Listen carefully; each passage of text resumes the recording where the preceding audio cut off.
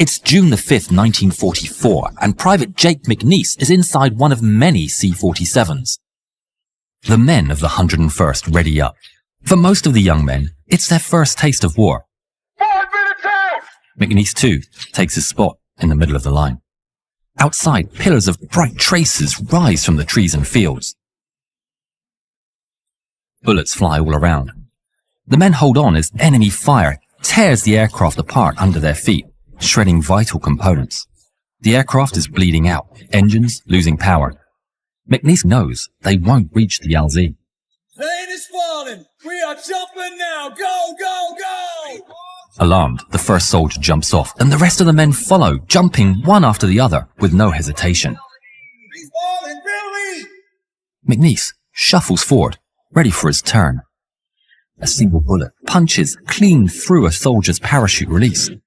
Damn it, pick it up fast! The soldier ahead of McNasty jumps away, leaving behind a wide open door. McNasty knows a second of hesitation can mean hundreds of yards of separation once they hit the ground. He must stick with his men. He can't help. McNasty jumps out the door, his parachute opening up in the night sky. McNasty stares in horror as the aircraft flies further and further away, with no more parachutes. He has just lost 2/3 of his fighting force and will now land at least 8 miles away from the target. His orders to destroy 2 secondary bridges and prevent advancing German troops from crossing a third one is going to be much more difficult now. McNasty slams into the dirt, all alone. He cuts the straps of his chute and rushes in the general direction of his other men. There's enemy movement all around, with emplacements and bunkers everywhere. But it's exactly what he was trained to deal with.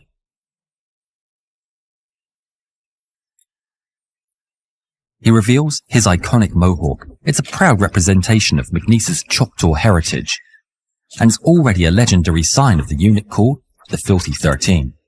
Ever since he's enrolled, McNasty has been a thorn in the side of his superiors, a man who recognizes no ranks, unafraid of speaking his mind to incompetent leadership, disobeying orders as he sees fit, and yet he's so unbelievably effective, his powerful detractors cannot get rid of him. He moves quickly through the French hedgerows, silent like a ghost. Distant gunshots are a reminder of the cost of failure.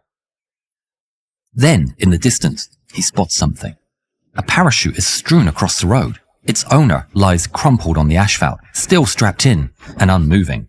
He's falling, Billy. McNasty watches the sorry sight from afar. The soldier must have broken his back, perhaps mistaking the dark road for an irrigation ditch from above. He thinks twice about charging out for his brother-in-arms. He's out in the open with Germans all around. There's no aid station to speak of, and he doesn't have any instruments to tend to such injuries. So, with a heavy heart, he's forced to abandon the poor man. I'm sorry, boy. And push on. He lays low, moving from hedgerow to hedgerow. Germans also hide within them, forcing him to be extremely careful. But with so many enemies, a slip is virtually unavoidable. Gunshots ring out from behind him, striking into the ground mere inches away. He dives for cover, taking out his rifle, and returns fire. As a full-on shootout starts, the enemy units spray his position with lead, bullets cracking over his head. He fires a couple more times to keep them under cover before hurriedly retreating, before more enemies come to his location. He moves swiftly but stealthily, outmaneuvering the Germans in the dark, leaving them behind. He finally has a chance to slow down. Gathering his breath, it dawns on him he hadn't lost 2/3 of his men. He'd lost every single one. The night turns to morning with no change. He's still all alone, deep in enemy territory. Did they cancel the invasion or what? McNasty notices a movement in the foliage at an intersection between hedgerows. He freezes. Is it German or American? He can't tell. He uses the code word. Thunder. No response. Thunder. Silence. Those must be Germans. McNasty attaches his bayonet and then fearlessly charges towards the position. The next clip is created by our sponsor in Video AI. During World War II, following the Allied invasion of Normandy, the Allies found themselves in hedgerow country, also known as bocage. It was ideal for the German troops to hide in and not be seen. The hedgerows were thick enough to hide tanks and artillery pieces. McNasty and his Filthy 13 also used the barrage to sneak past the Germans undetected. Making big budget videos is hard and expensive, but if you have a story to tell and want to get started on YouTube, then Video AI is the world's most popular AI video creator. This isn't AI generated imagery. The AI curates a huge library of beautiful video clips. Start with a prompt and the AI will give you a draft script and a video. Then you can be as creative as you like, amending the script and the video to produce your masterpiece. You can translate to other languages and it can even clone your voice. It saves you hundreds of dollars by combining the functions of over 10 tools for just $20 a month. Use the link in the description and the code YARNHUB50 to get 2 times the video generation credits in your first month. Start your video career today. Blast! It's an American. What in the hell are you doing? Shh! Boy, you better be careful about running out these dugouts. They're full of Germans.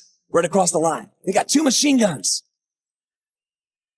I wasn't the one who was about to get killed, you idiot. If you had waited 1 more second, you would have had your ass on the end of the bayonet rooting you across the sea. Soldier explains. He's just an ammo guy for a machine gunner who's gone missing. He had no weapons and thought it was better to keep quiet rather than to give away his position to the Germans while unarmed. McNasty takes 2 grenades off his belt. Take these. We're on the attack now. No more running. Let's go. Where to? Carentan. They move, stealthily, slowly, but surely making progress, leaving no trace.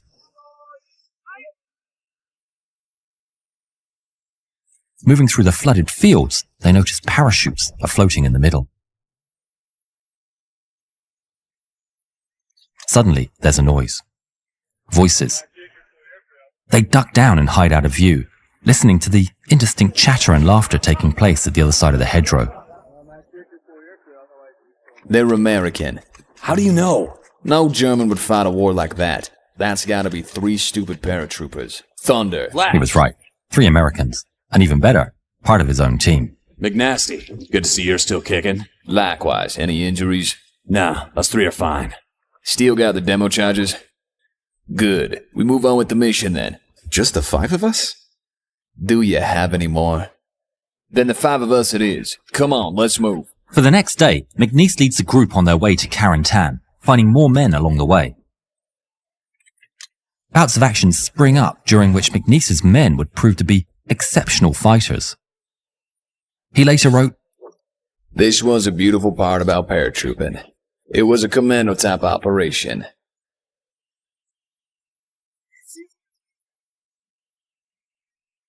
If we bumped into a company of Germans marching along through there, why, 2 of us would just lay in and kill 15 to 30 of them, and then we were gone. They could not interrupt an operation just to hunt down 2 paratroopers. We just went right on through them, just like a bunch of bobcats. Soon, McNasty's group of dirty and ragged men stumble across the headquarters of Colonel Howard R. Johnson, Hey men, who's in charge here? commander of the 501st Infantry Regiment. Good to see more men making it out of this meat grinder. You're being assigned to our unit. Go take up position on that section of the defensive perimeter over there. No, that's not right, Johnson. I've got another assignment on these bridges. I need to take them down. You can't use me out here as just a lineman. That's been rescinded. You're part of this position now. You go out there and establish a perimeter defense right in that section. Okay. Idiot. Come on, man, let's get moving. And take some of these rations. McNasty starts walking towards the defensive line and walks right past the line. McNasty, where are you going? To Carentan to blow those bridges. But Johnson said... Like I give a damn about what Johnson says. I'm off to Carentan. Whoever wants to do something useful in this war can follow me. The men press on the advance, moving across the enemy territory. Sir, McNasty and his men left their post. Colonel Johnson considers the news. In his mind, it's impossible to hold the strategic bridge against the growing German forces. And if the Germans get through, he and his men will be outnumbered. He makes a difficult decision. If there's no news from McNasty within a few days, he'll order planes to destroy the bridge, regardless of its strategic importance to the Allied army. Meanwhile, McNasty and his squad successfully make it to the waterway of the Douve River.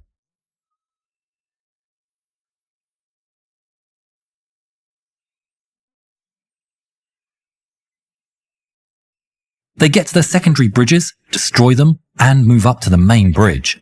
Concealed from the Germans on the other side of the river, they dig their foxholes and set up defensive positions.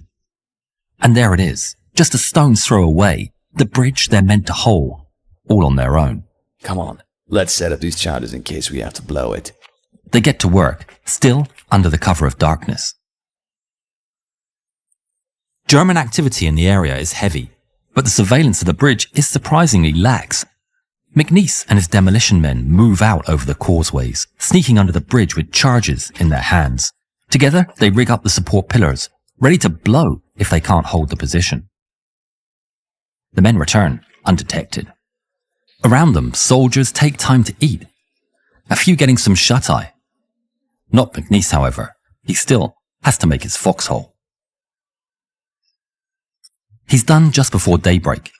The Americans wait anxiously, rifles in hand, with a handful of lookouts peeking over the causeway, ready to trigger the ambush the second the German reinforcements step on that bridge. The silence is broken as a mortar round slams into the earth right in front of McNasty. The Americans scramble to respond. Lead flies across the river. Soldiers from both sides unleash heavy volumes of fire as mortar rounds crash behind the American positions. At the back, McNasty picks himself up, disoriented and in great pain. He's completely blind. He brings his hands to his eyes and feels blood. He can't have gone blind, not now. Every blink hurts massively, and with each one, his vision clears. The blood came from his hands. The mortar exploding into small metal splinters had peppered his body with small injuries. But he can still see and hold a gun. Picking up his M1 Garand, he rushes back into the fight, firing across the river, despite the terrible pain he's in. Bullets slam scarily close. In the chaos, an American behind cover falls. Then, another. The causeway they depended on somehow is not providing the expected protection. Where's that coming from? Sniper! Another man falls. Scanning the battlefield, McNasty reaches a realization. Get down, everyone! He's in that steeple! Are you sure? It's the only place it can be in! Light it up! All nearby weapons focus on the old church, littering it with lead. The sniper fire stops, and the Screaming Eagles recover the initiative. Good work. The Germans try everything at their disposal to take out the Americans. McNasty's men endure mortar fire, coordinated with charges across the bridge. They're trying to get to the bridge! But none of the Germans make it through. McNasty and his men relentlessly hold off an enemy force multiple times their size. They constantly relocate, firing from all across the causeway, while the Germans are stuck trying to push an exposed choke point. After 5 days of valiant defense, a roar is heard in the distance. It's aircraft, but it's not coming from the German side. No. P-51 Mustangs, loaded with bombs, appear over the horizon. They close in fast on McNasty's position. It dawns on McNasty that out of all the people he had picked up, none were radio men. No. No! Take cover! The men scramble into their foxholes.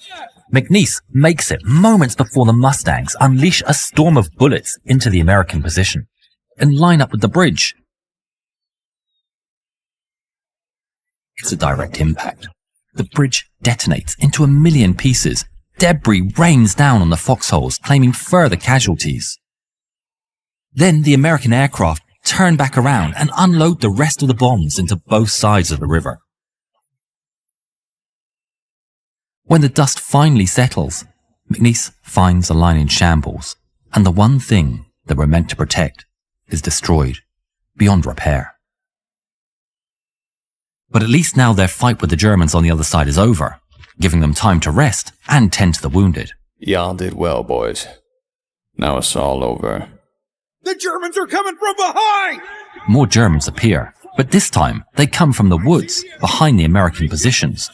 McNasty orders everyone into cover and to open fire. The crackle of American machine guns fills the air, and the incoming mass of Germans scramble for cover, caught completely by surprise. Gunfire quiets down, and a pair of Germans emerge, waving a white flag. Surrender! Nein, we want to ask you to surrender. What the hell do you mean, us surrender? Why? We would not surrender to 30 or 40 people. We've got a whole battalion. Well, get your ass out in the water and come right on out here. Silence lingers for a moment, until suddenly Wir können nicht aufhören. the Germans shout a war cry and charge out of cover.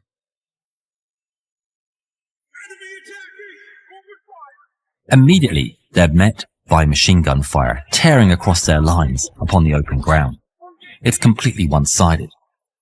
The German attack rapidly collapses, soldiers dashing back for the safety of their ditches, while their brave brothers that pressed on succumb to McNasty's machine guns. Moments later, the American unit the Germans were fleeing from appears in the woods.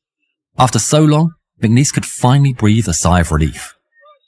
At long last, he had backup. Despite the destruction of the bridge, the main objective of preventing further reinforcements against the D-Day landings was successful.